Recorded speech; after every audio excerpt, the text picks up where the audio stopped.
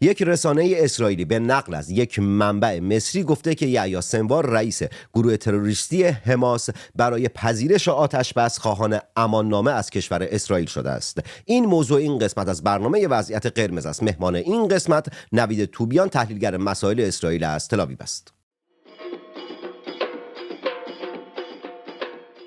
روزی نه چندان دور خواهم گفت اینجا آبادان است.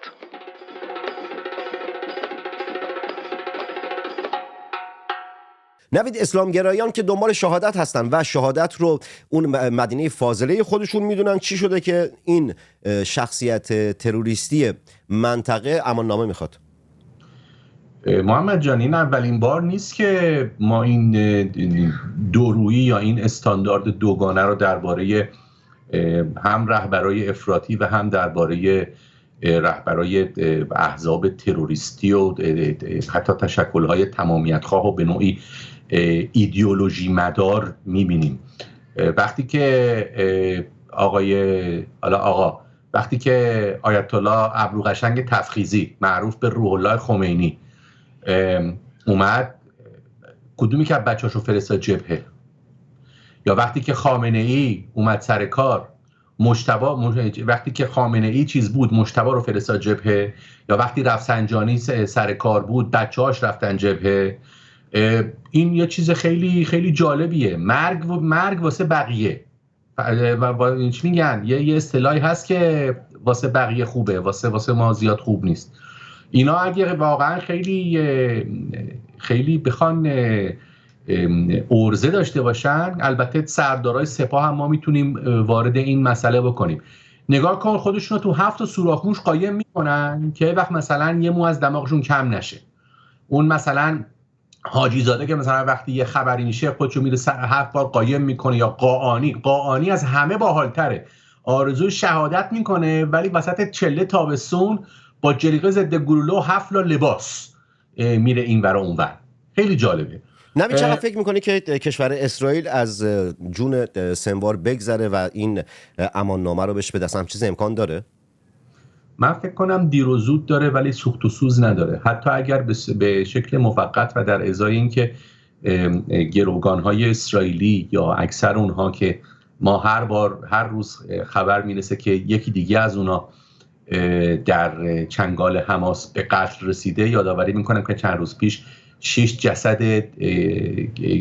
جسد متعلق به گروگان‌های اسرائیل پیدا کرد و رفت و از ناف غزه اونا رو آورد بیرون و بر اساس اخبار حتی یک سرباز اسرائیلی هم جونش رو در جریان عملیات از دست داد.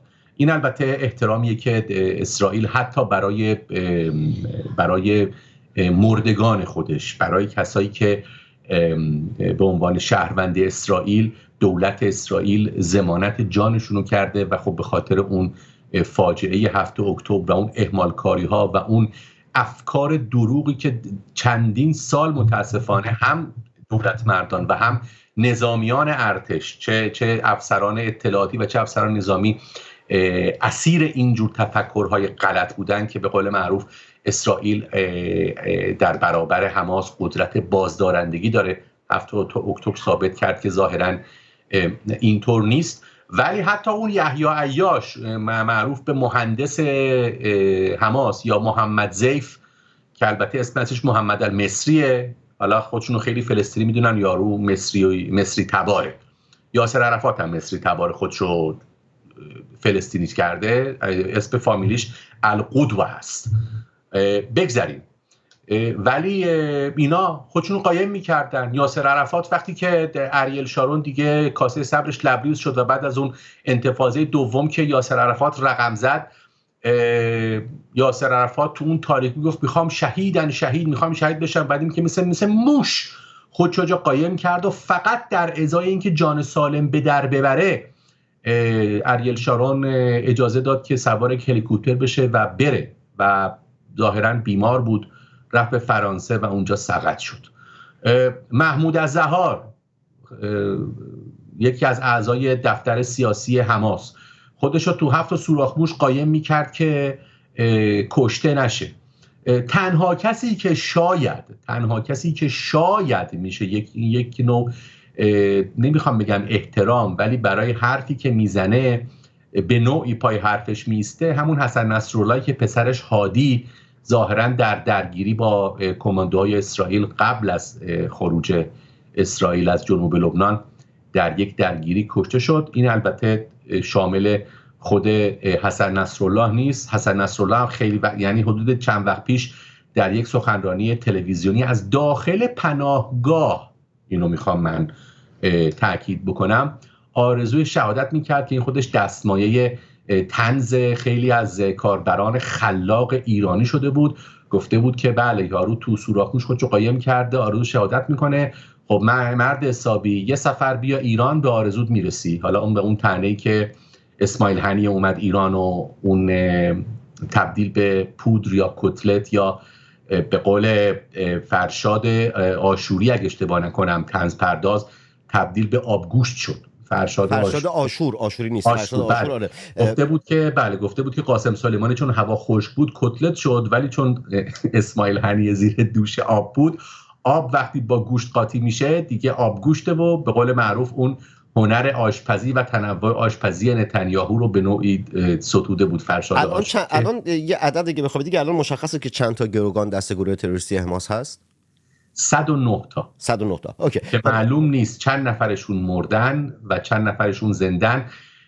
حد زده میشه که ظاهرا حد اکثر بین 40 تا 50 نفر زنده بوده باشن و بقیه یا عمدن کشته شدن یا بر اثر تلاش اسرائیل در عملیاتی که برای نجات اونها صورت گرفته بود کشته شدند. یک تراژدی بود که 3 تا از کسایی که به غزه روبوده شده بودن، 2 یهودی اسرائیلی و یک اسرائیلی عرب به قول معروف بدوی بیابان نشین که روبوده شده بودن در 7 اکتبر، خودشون تونستن با 1000 بدبختی از چنگال حماس خلاص کنن و بعد با شلیک اشتباهی سربازای اسرائیلی در قلب غزه کشته شدن.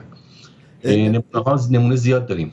اوکی. خب نوید الان که یا سنوار امان نامه خواسته، یا اینو میشه این گونه تعبیر کرد که در یعنی گروه تروریستی حماس شکست رو پذیرفته که امان نامه از کشور اسرائیل و ارتش اسرائیل و از موساد میخواد برای اینکه آتش بس رو قبول بکنه؟ این تحقیر شدن و شکست میشه تعریفش کرد یا نه؟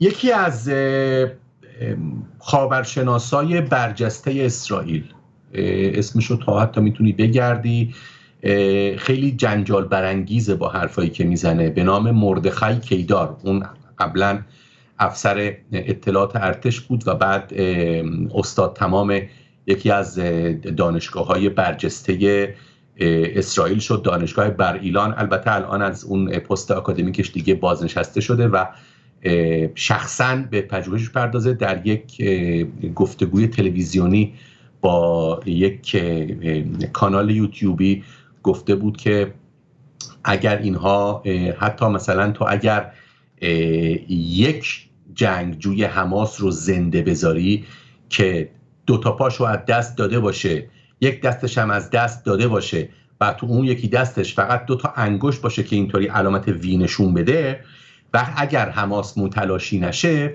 میره روی خرابه ها این انگشت رو بالا میبره به نشانه پیروزی و بعد با زاد و ولدی که میکنه تروریست های بعدی رو پرورش میده. اسرائیل باید کاری بکنه با باور من که خواب نابودی اسرائیل یا حمله دوباره اسرائیل، چه از یک گروه تروریستی و چه از یک دولت، هر دولتی که میخواد باشه، برای همیشه به قول معروف فراموش بشه. و چطور میتونه اسرائیل این کار رو بکنه؟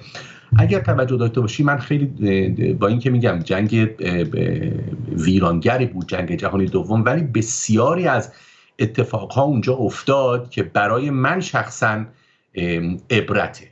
این که آلمان نازی که در پایان جنگ به عنوان متجاوز شناخته شد، شرق آلمان که همجوار با لهستان هست و اکثریت به قول معروف آلمانی تبارها اونجا زندگی میکردن، فکر کنم منطقه سودت‌ها باشه، اونجا رو کاملا از آلمان ها تخلیه کردن و دو دستی دادن به لهستان. یعنی اینکه تو اگر تجاوز کردی و بر اثر این تجاوزکاریت خاکی رو از دست دادی، تو نمیتونی بعداً تقاضای بازگشت این خاک رو بکنی.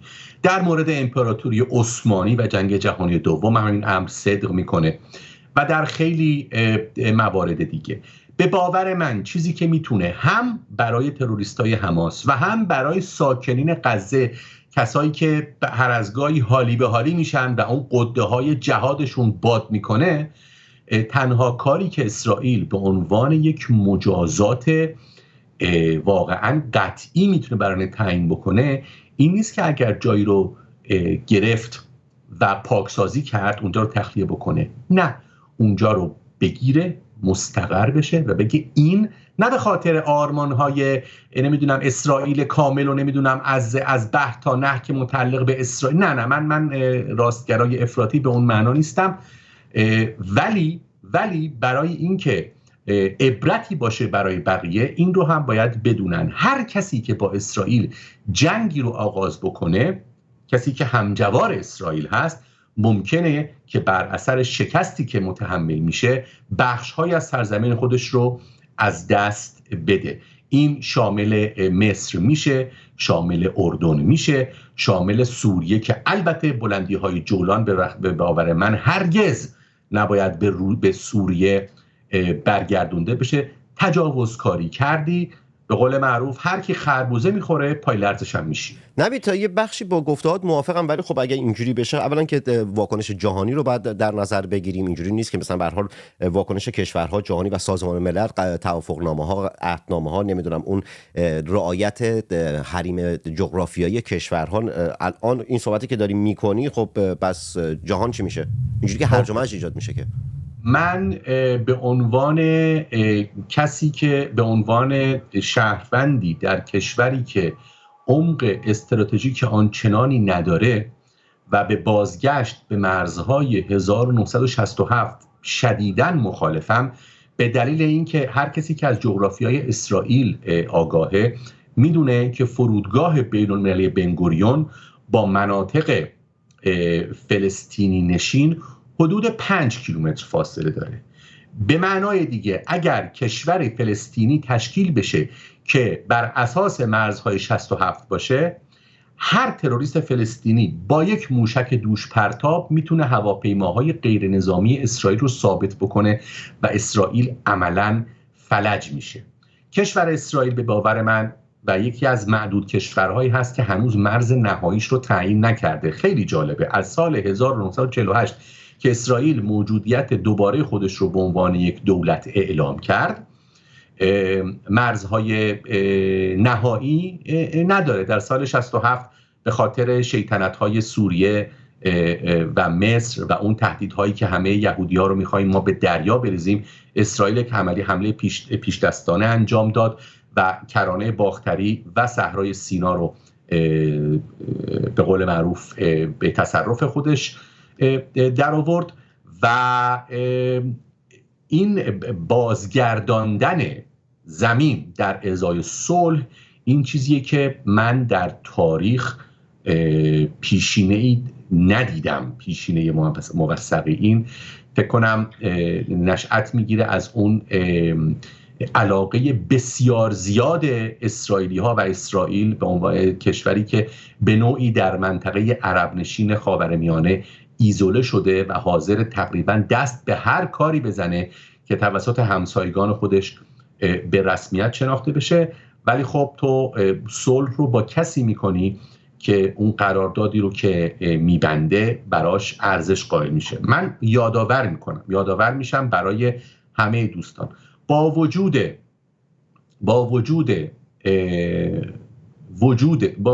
اینکه یک قرارداد صلح میان اسرائیل و مصر امضا شده و انور السادات، زنده یاد انور السادات، کسی بود که به تمام مفاد این قرارداد عمل کرد و البته صحرای سینا رو تا سانت آخرش تقاضا کرد و بهش بازگردانده شد. بعد از مرگ سادات مفاد بسیاری از این قرارداد صلح به نوعی مستهلک شد، بدین معنا که مصر تعهد کرده بود که یهودی ستیزی و تبلیغ علیه موجودیت اسرائیل رو در رسانه‌ها و در کشور خودش متوقف بکنه و الان داریم می‌بینیم که از زمان حسنی مبارک این امر دوباره برگشته. همین الان بالاترین به قول معروف هزینه‌ای که دولت مصر میکنه با وجود اقتصاد فشل و انفجار جمعیتی که با اون مواجه هست و کمبود شدید منابع اینه که میلیاردها دلار هر سال اسلحه میخره. برای کی اسلحه میخره؟ برای مقابله با ارتش فشل اتیوپی. در تمرین‌هایی که مصر هنوز انجام میده، دشمن فرضی از شرق به مصر حمله میکنه. تنها یک کشور همجوار مصر در شرقش هست و اون اسرائیله و میگم باید تمام این جوانب رو در نظر گرفت. امیدوارم به موقعیتی نرسیم که خدایی نکرده جنگی میان اسرائیل و مصر رخ بده و به همین خاطر هست که اسرائیل همیشه اصرار بر برتری تکنولوژیک و برتری نظامی خودش داره، ولی 7 اکتبر شوربختانه ثابت کرد که باید انتظار هر رویدادی رو در خاورمیانه داشته باشیم. نوید، به نکته اشاره کردی که یادداشت کرده بودم در انتها ازت بپرسم، فقط در یک حد مثلا یک جمله من پاسخ بدی ممنون میشم. لابلای صحبت مثلا از عرفات و چند نفر دیگه اسم آوردی، گفتی که اینها نمیدونم مصری بودن خودشون اما فلسطینی اومدن تعریف کردن خودشون رو فلسطینی جا زدن. این در وقتی که انتخاب واژگانت این گونه است یعنی که به کشوری به نام فلسطین باور داری در ناخودآگاهت. برای اون صحبتی که کردی یکم تناقض ایجاد میکنه در حد یک جمله، چون اصلا چیز مهمی نیست، فقط واسه سوال واسه خودم بود. اگر بخوای من میتونم درباره این و درباره میثاق ملی فلسطینی و منشور حماس یک برنامه جدا بذاریم. خوشحال میشم در این باره صحبت بکنیم. یک پژوهش تاریخی بسیار بسیار بسیار وسیع چند سال پیش منتشر شد. من اسم انگلیسیش رو میگم، میشه در آمازون پیدا کرد و اون رو خوند.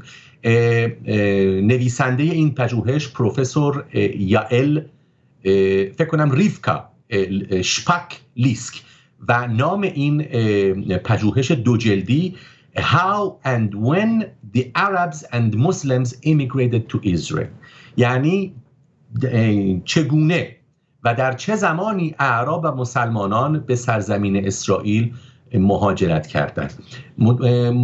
پیشنهاد میکنم همه این پژوهش رو بخونن، میتونه واقعا سرفصل جالبی باشه برای بحث‌های آینده. من فقط یک نمونه برای تو میارم که بهت ثابت کنم که از لحاظ من فلسطینی‌ها هنوز در اون حالت قبیله‌ای و طایفه‌ای خودشون موندن و رشدی رو به عنوان یک نهاد که به اسمش رو ملت گذاشت به اون رشد هنوز نرسیدن. تو خیلی جالبه که بدونی که غیر از اسلامگرایان حماس که اسلام زندگی اونها رو دیکته میکنه، بقیه ساکنین حماس با ساکنین کرانه باختری وصلت نمیکنن. قبایل جدا هستن، همدیگر رو حتی آدم حساب نمیکنن. یک شهری هست در اسرائیل، مرکز اسرائیل، بخش اسرائیل هست به نام الجسر زرقا، یعنی پل آبی. این شهر ساکنانش سودانی تبار هستند و طبیعتاً سیاه چرده و خیلی جالبه که بدونی که هیچ کس از اعراب ساکن اسرائیل و از اعراب ساکن کرانه باختری با ساکنان این شهر وصلت نمی کنن، چون خودشون رو بخشی از اونها نمیدونن و نتیجه این شده که بالاترین درصد عقب افتادگی های ذهنی و عقلی رو ما در میان این شهر داریم، چون وصلت ها همواره خانوادگی و درون فامیلی بوده. مرسی بابت پاسخ کامل و جامع. حتما یه برنامه در اون مورد حتما خواهم گذاشت. چند ماه پیش قرار بود این کارا انجام بدیم که یه مهمان دیگه هم داشته باشم، ولی خب انقدر سرم شلوغ بود و انقدر اتفاقات میفته و انقدر خبر رو خبر میاد که نرسیدم، ولی این برنامه رو حتما با یکدیگر خواهیم داشت و یه مهمانی هم خواهم داشت که اون نظرش نقطه مقابل نظر نوید توبیان است. نوید، میدونم روز خیلی شلوغی داشتی، از صبح تا چند تا مصاحبه داشتی، در طول روز چند تا مصاحبه دیگه هم با رسانه‌های اسرائیلی در تل‌آویو و کلا در کشور اسرائیل داری. زیاد نمیخوام وقت تو بگیرم. در الان حدوداً نزدیک به یک ماه از به حرکت رسیدن اسماعیل هنیه میگذره. خامنه‌ای نمیدونم از عقب نشینی تاکتیکی حرف میزنه. امریکایی‌ها اطلاع دادن، گزارش دادن که مقامات در ایران همبستگی ندارن واسه اینکه بخوان حمله کنن. در روزهای اول جمهوری اسلامی، حتی خود سید علی خامنه‌ای رهبر دیکتاتور جمهوری اسلامی، خیلی حرفا زد که ما علم می‌کنیم میزبان بودیم و نمیدونم فلان شده و بیسار شده، ولی داریم می‌بینیم که اون عقب نشینی تاکتیکی رو دارن انجام میدن. الان نظر خودت چیه و رسانه‌ها در اسرائیل چه میگویند؟ آیا تصور میکنی و تصور میکنن تحلیلگران در اسرائیل که جمهوری اسلامی پاسخ خواهد داد یا خیر؟ من توجه خودت و مخاطبای عزیز رو جلب میکنم به آخرین سخنان یک مقام رسمی جمهوری اسلامی، یعنی سعید ایروانی، سفیر جمهوری اسلامی در سازمان ملل، که با شبکه الجزیره مصاحبه کرده. متن این مصاحبه در عصر ایران موجوده، مردم میتونن مراجعه کنن، بزنن عصر ایران، ایروانی و الجزیره و بخونن.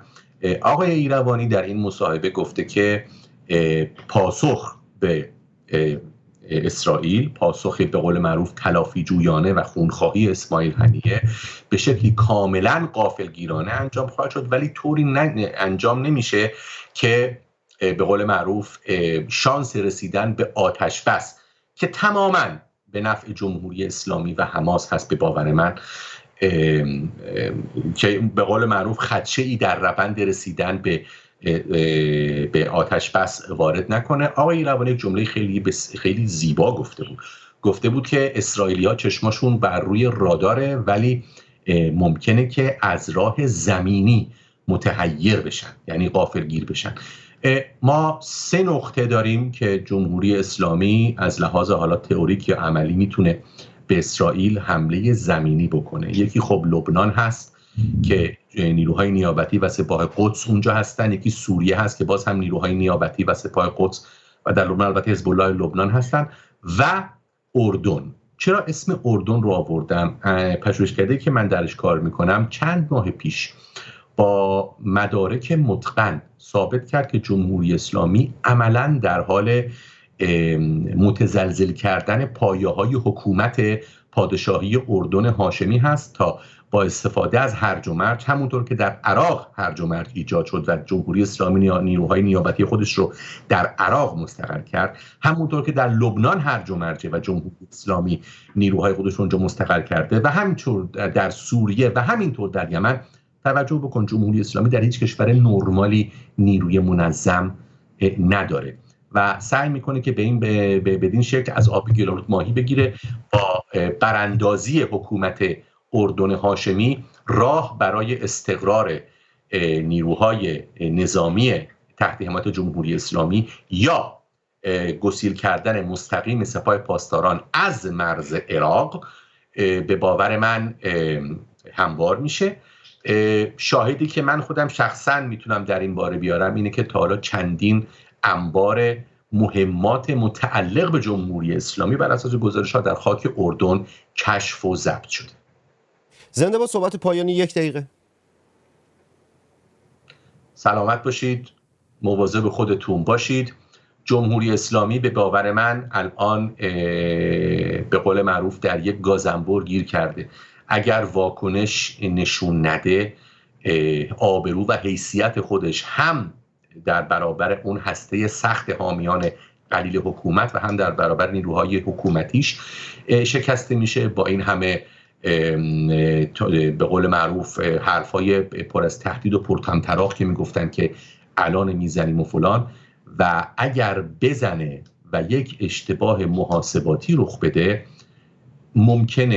ممکنه که زیرساخت‌های سپاه پاسداران، تجهیزات اتم، یعنی زیرساخت‌های هسته جمهوری اسلامی و حتی برای اعمال فشار به جمهوری اسلامی زیرساخت‌های حیاتی جمهوری اسلامی که دو نمونه رو من فقط میخوام نمونه بیارم.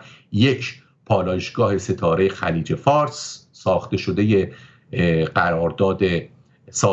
قرارگاه سازندگی خاتم الانبیا که بر اساس ارزیابی‌ها اگر اون مورد آسیب قرار بگیره 70% از تولید بنزین ایران مختل میشه، متوقف میشه و تنها بندری که جمهوری اسلامی حالا یا به شکل قانونی یا به شکل قاچاق، نمیدونم بندر عباس یا بندر بوشهر، این رو تو از بیشتر واردتری، تمام صادرات نفت جمهوری اسلامی فقط از یک بندر صورت میگیره و فکرشو بکن. من فکر نکنم سپاه پاسداران و بیت رهبری این حماقت رو به خرج بدن که منابع مالی خودشون رو، چون میدونیم از فروش نفت و بنزین و اینا هیچ چیزی عاید ملت، متاسفم بگم، زجر دیده ایران نمیرسه، پولش تمام و کمال در جیب بنیادهای رهبری، بیت رهبری، سپاه پاسداران و زیرمجموعه‌های اقتصادی سپاه پاسداران میره و حتی اگر برای ضربه زدن به جمهوری اسلامی باشه ممکنه که این سایت ها هدف حمله قرار بگیره، همونطور که اسرائیل بندر حدیده در یمن رو هدف قرار داد و نتیجهش رو دیدیم. نظرات خودتون رو نسبت به گفته‌های من و یا گفته‌های نوید توبیان کامنت کنید. خیلی دوست دارم یه پرسش دیگه هم مطرح کنم. کسانی که برنامه رو دارم میبینم، مخاطب برنامه هستن، خیلی دوست دارم واسم کامنت بذارید بفهمم که دلگیرترین تصویری که در ذهنتون دارید چه تصویری است. لایک کنید، کامنت بذارید، در سوشال مدیا خودتون به اشتراک بگذارید. اونایی که از طریق پیپال میخوان کمک بکنن میتونن در اینستاگرام و توییتر دایرکت بدن تا مشخصات پیپال رو بهشون بدم. اونایی که بیرون از ایران هستن پایین سوپر چت و تانکس رو میتونن بزنن. از مجله تصویری سینما رکس میتونن حمایت کنن. جنگ بده اما جمهوری اسلامی از جنگ بدتر است. ملت شریف ایران، ملت ستمکش ایران، درد و بلاتون به جونم بخوره. ملت ستمکش ایران، مرواتون به همه روزه. ملت شریف ایران، بی قضا بلا باشید. جنگ زده تک تک شما. محمد تنگستانی هستم، شاعر و روزنامه نویسی که به زودی زود در شهر خودش آبادان و کشور خودش ایران برای شما برنامه خواهد ساخت و در ابتدای هر برنامه خواهد گفت اینجا آبادان است. علامتی که همتون میشنوید اعلام خطر یا وضعیت قرمز است و معنی و مفهوم آن این است که حمله هوایی انجام خواهد شد. محل کار خود را ترک و به پناهگاه بروید.